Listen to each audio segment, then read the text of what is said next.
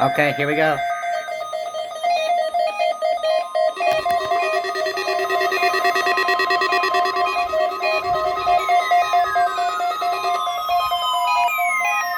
This is a test of the weather radio's warning device.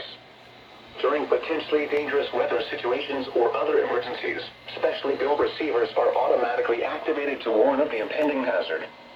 Tests of these receivers are normally conducted by the National Weather Service every Wednesday. It is so loud in here right now. Reception of this program and the warning alarm will vary at any given location.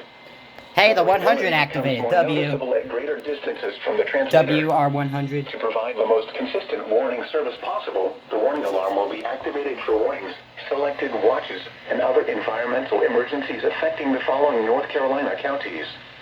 Repeating, the National Weather Service has just activated the public warning alarm tone in a test of the weather radio's warning alarm system.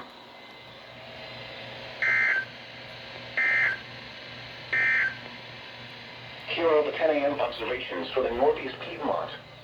At the Raleigh-Durham Airport, light rain and fog were reported, reducing the visibility to 1/4 of a mile.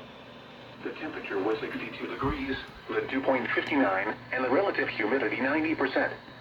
The wind was... Beautiful beacon.